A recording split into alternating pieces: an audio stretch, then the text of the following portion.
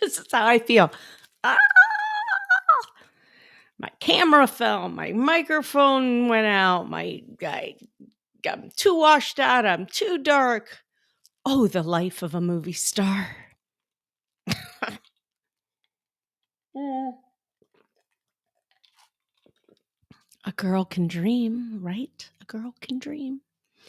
All right, welcome to This Week in Adoption. What's been going on, folks?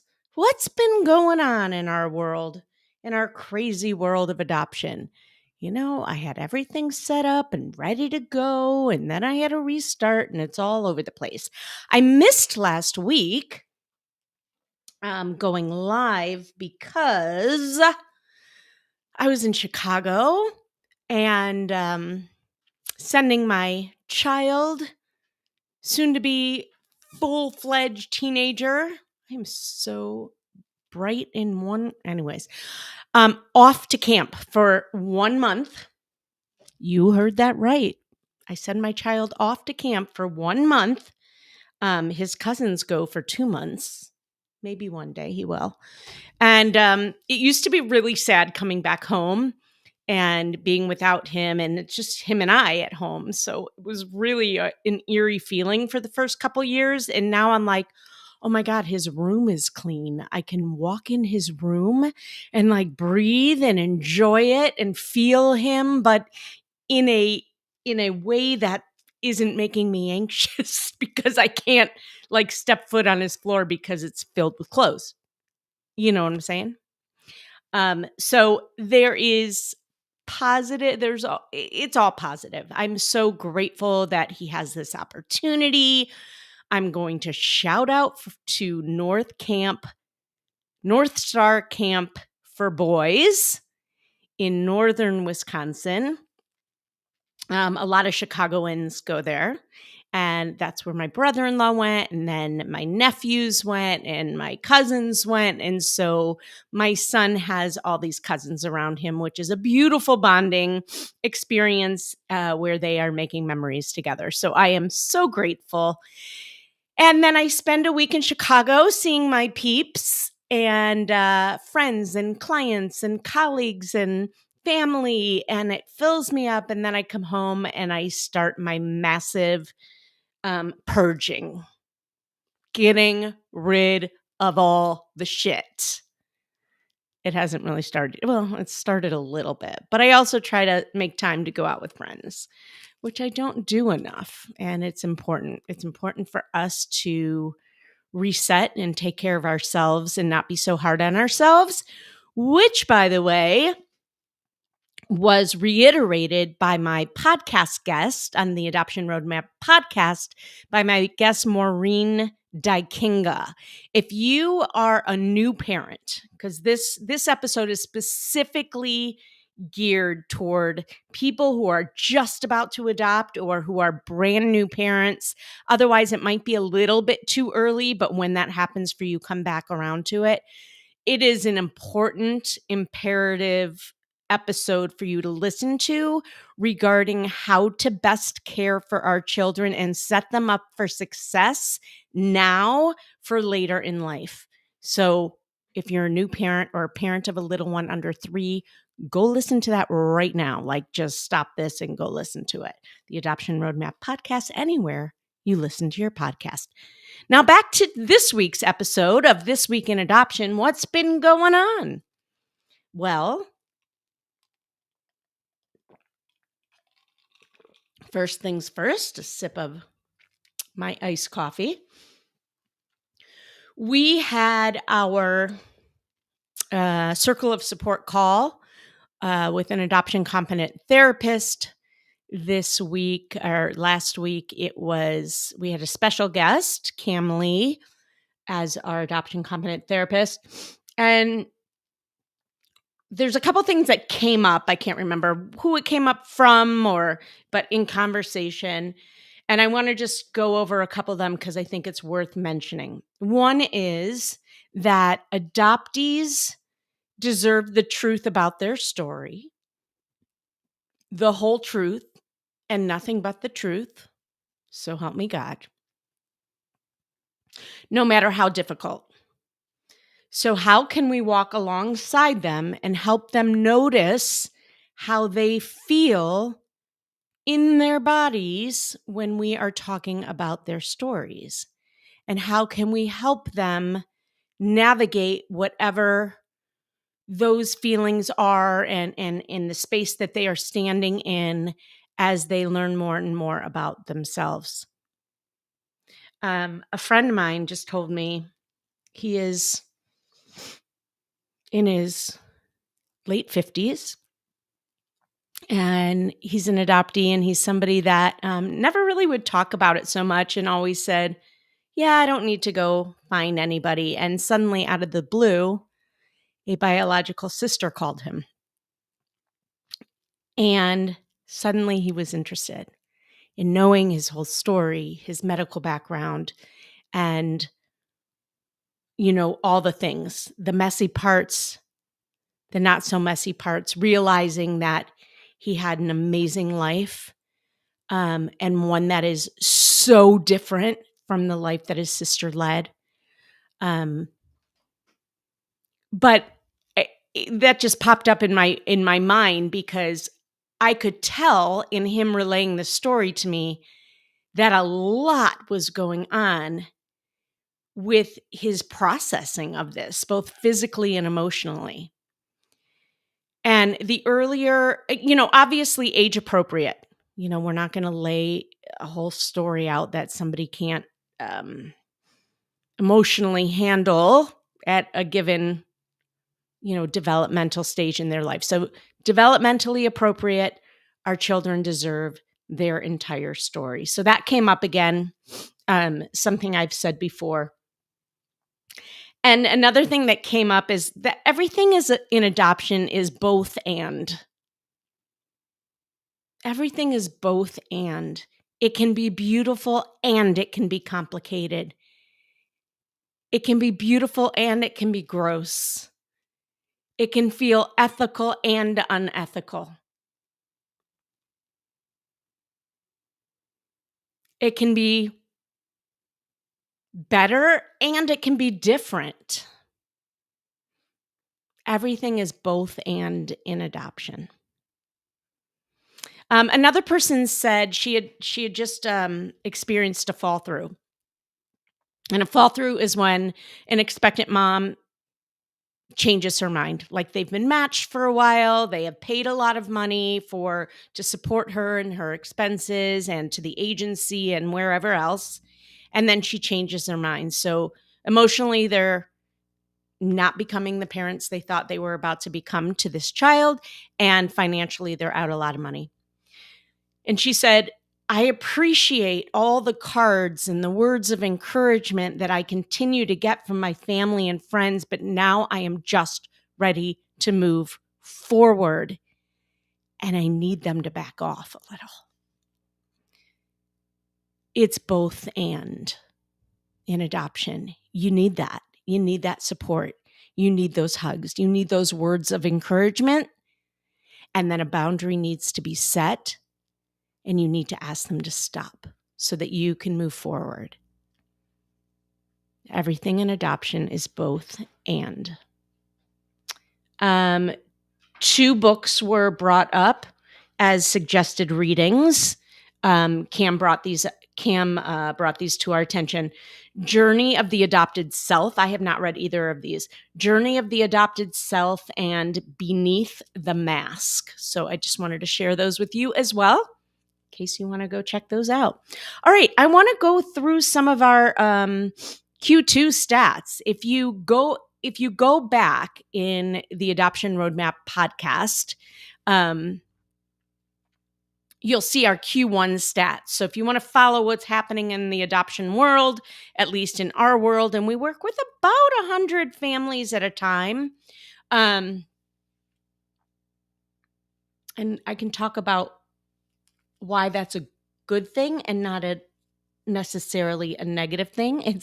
It's both and, right? At another time. But if you want to go hear what the Q1 stats were and then listen to this one, go do so. So let me tell you. And I don't have Q1, so I'm not going to compare them, but I just want to share. Adoptions are still down all over the place. More fall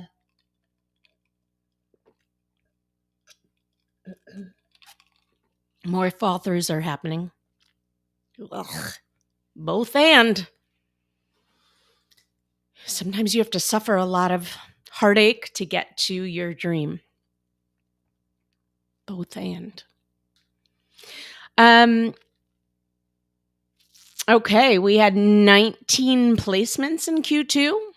Still an amazing number. And like if you call different agencies, some agencies do a ton of placements, some agencies do barely any placements. 19 is a pretty good number for one quarter. Most agencies, I'd say, have about 15 to 20, unless they're the really big agencies, in this half a year so far, up until the end of June. So we had 20. I'm going to guess we've had about 40 for the year so far, but 19. We celebrate our 400th adoption. That's exciting. And you know what's really cool? It was, first of all, it was with one of our single mamas, and it was with the same agency that we had our 300th adoption. I haven't told them yet. I have to tell them. Let's see here. What else can I share with you? Hold on. I'm breaking it down. I'm going through our slides. See what's important to tell you about. I can tell you that last year, so we're down from last year. Last year, why does this say Q1? I think it's supposed to be. Last year, Q2 was 23 placements. This year is 19 placements. So not that far off, but far off. Okay. Of the placements that we had in Q2, 4 were single women.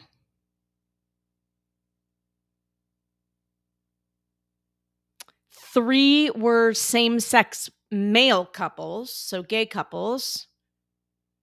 And 12 were heterosexual man and woman couples. 4 single women, though. That's pretty good. Although Q2 2023, we had 3 single women. And I think like 1 gay couple. So there's that. And still, we don't have one agency that we work with that we do the most placements with. We work with a ton of different agencies, and our placements are coming from all over the place. So we just never know. So we would never put all of our eggs in one basket, just like we tell you not to. Q2 2024, boys versus girls. I always love this. Okay, so last year, 12 boys, 11 girls in Q2. That's what our families adopted. This year, Q2 2024, 12 boys, 7 girls. So it was the quarter of boys. I feel like we always see more boys than girls. Race. Let's talk about race in Q2 of 2024. 32%. No, let me start with, 31% were white. Caucasian, 31%. So a third. 32% were Caucasian mix. So white, black, white, Hispanic, white, Native American, white, anything. That was 32%. 21% were full African American, or I should say black, because they're not always African American. They're not always American. Although, no, I take that back. They're all American because they're born in America. Duh. Their parents might not be, but okay. 21% African American. I digress. And I can't see. My eyes are failing me. 16% Hispanic. 31% Caucasian, 32% Caucasian mix, 21% African American, 16% Hispanic.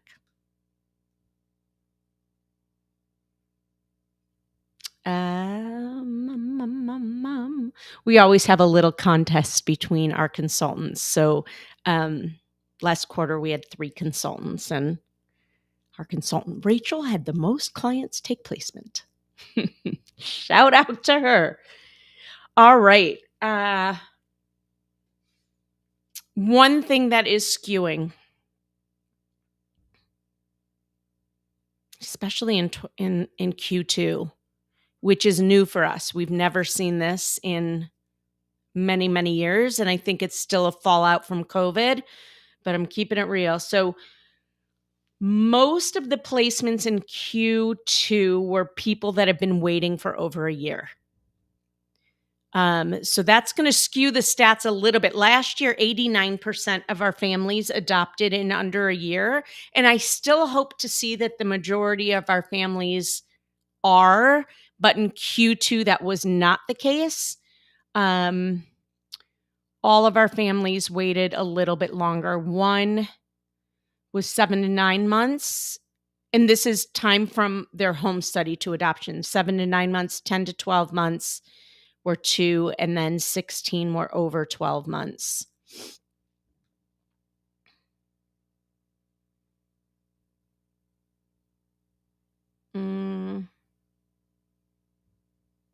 No, that's not right.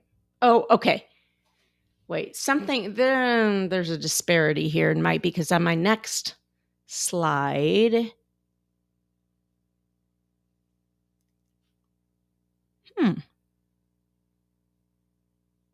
Okay, I'm going to erase that and I have to come back to you on that because my next slide says that one person adopted in from the start date, from starting with us, 1 to 3 months. 3 were 4 to 6 months. 3 were 7 to 9 months.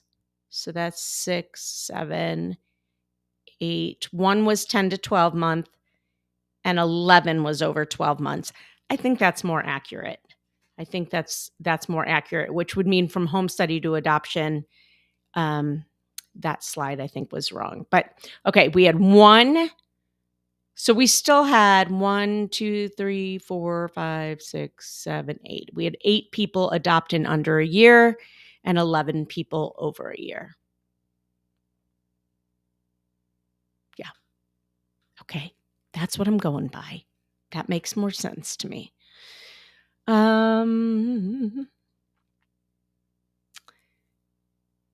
We had 6 people have fall throughs who lost money. Some matched and it fell through, but no money was ever lost. But 6, so that's about 24%, had a financial loss with a fall through. And this is interesting too. So fall throughs, so the time between the match and the due date. So we like to look at what was the length of the match that they had a fall through. So we want to see, is it the longer matches that tend to fall through more or the shorter matches that tend to fall through more? And we cannot find a statistic on that. So we had the majority of the fall throughs were matches of less than 2 months. Of less than 2 months. We had a couple 5 to 6 months, but we had the majority less than 2 months. Again, not with one agency.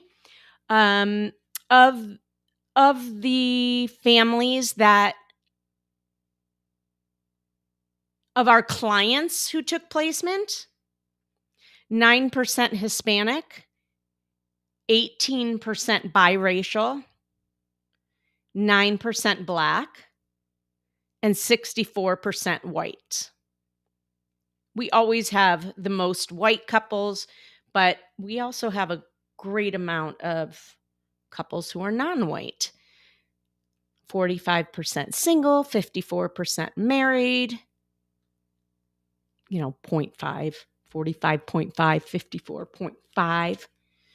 And something that we are just starting to look at. So, this is something that we're working on more and more, but I think it's interesting to note. So, level of openness of the placements that, of the ones that took placement. 3 fully open, direct contact with no visits. 1 closed. Fully open with visits, 1. And that's just what's known from, what mom was asking for at the time of match. These can change. But that's interesting. And 6 are unknown. So I'm not sure. Again, we're working on that, and I'm not sure where that's coming from, but it's all very interesting. Now, amount spent, this is just for the agency situation. I just heard from an inquiry call that I had. One person said to me that they just got off the phone with a very large agency in this country who said that the average adoptions were between 70 and 80,000. What the actual F? That's crazy. We're still seeing situations anywhere from about 39 to 76. And those ones with a 7 in front of it make me want to puke. But of the people who adopted, of the 19, 5 of those situations were between 50 to 55,000, 2 56 to 60, 3 61 to 70, and 2 over 70. So, and then there were 7 that we didn't get tracked for whatever reason. But the ones that we tracked were between 50 and over 70. So I still stand behind 50 to 60 as the average.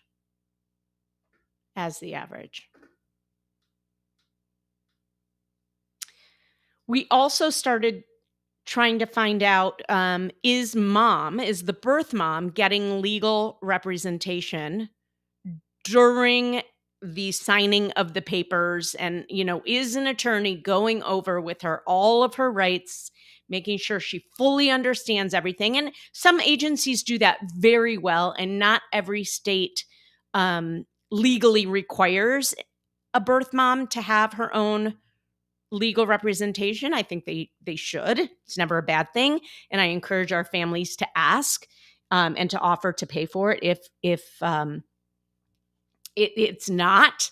Some agencies are more open to it. I don't know why they wouldn't be. Other agencies will say it's not required. That's not how we do it. And that's the way it is. But of the ones we asked, 11 were unknown. We didn't get the stats. And again, these are new things that we're trying to track, and we'll get better and better at it. 6 of them said no, that she did not have legal representation. 2 said yes. 7 of them said there were no exposures. 8 unknown. 3 methamphetamines, 1 fentanyl, and 1... what is this one? I don't know. Wait. 1 marijuana. Okay. So again, getting better at that, but interesting. Only 1 fentanyl, and that's on the rise, as we know. We are getting referrals from so many different places, which is something that we track as well. But still, most is people are finding us on Google and social media, which is amazing. We look at some of our social media stats, and then we look at what we want to start doing differently, and what's working, what isn't working. So that's kind of a wrap up. I know that was a little bit long. Thanks for bearing with me. We had a couple little mistakes in there, but that's kind of the overall what we saw in Q2 of 2024. The last thing I want to bring up Two more things. One is somebody was asking about private adoptions. Should they use an agency or an attorney? And what that means is they have matched on their own. They have found an expectant mother on their own through whatever means. And now they're matched. And to move forward with the adoption, should they go just to an attorney or should they go to an agency? One of the concerns was that they want the mom to have as much support as she can. And my answer is it doesn't matter. Either way, when there's an identified adoption, it is way cheaper. The fees, the financials for you are much, much less. So expect that. So if you're hearing something like 50 or whatever, nope, it may be 13, 15, something around there. So if you go to an attorney, just ask, do you have a social worker that you usually work with or a caseworker that can work with the expectant mama? Usually an agency has that built in. But either way, they will, whichever entity you work with. And so I don't know that you necessarily need an agency, but just ask the questions. Ask how they do that. Ask how much. Ask how the expectant mom will be supported, and they should manage all the money. My ear itches. Okay, so there's that. So there's not a right or wrong. And when to add agencies. What do I mean? I just told you that we had a lot of people who were waiting for over a year. We always have our families, we recommend that our families sign up with at least 3 agencies to start. That's kind of our magic number. And it's a great place to start. If 4 months go by, 6 months go by, 8 months go by, at whichever level that you're starting to get really antsy, you need to take stock. And this is where our trackers come in place. We have trackers for people.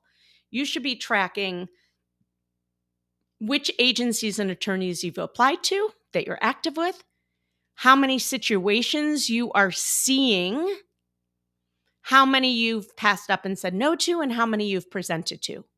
That is going to tell us, are you getting the amount of activity that you need in order to possibly match sooner rather than later?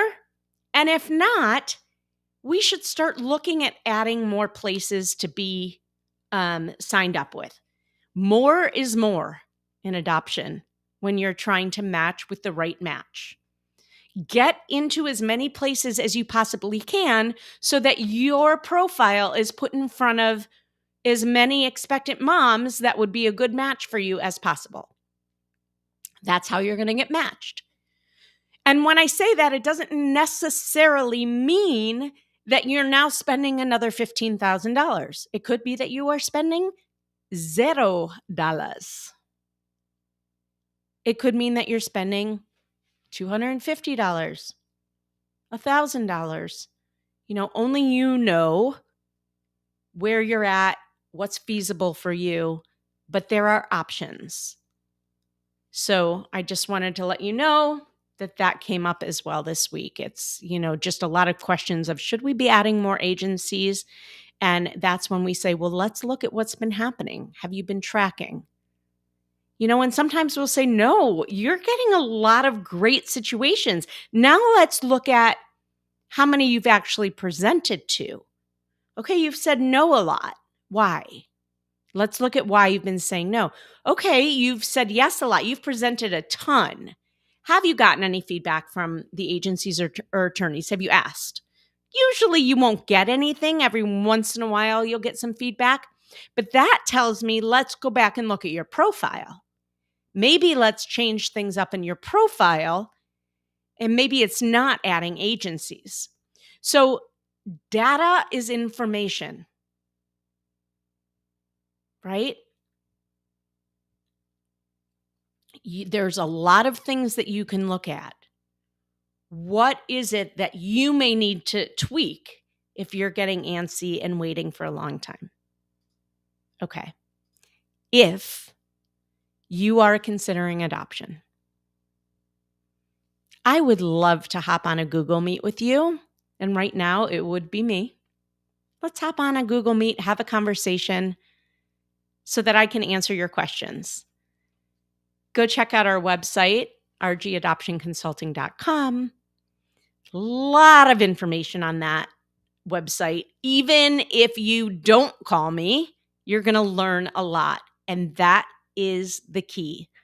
A well-educated person has a much easier time in their adoption journey than one who's coming in knowing nothing. And there's a lot you don't know. Have a beautiful rest of your week. Have a beautiful weekend. And, have you been listening to episodes of the Adoption Roadmap podcast? There is so much education there. Go dive in.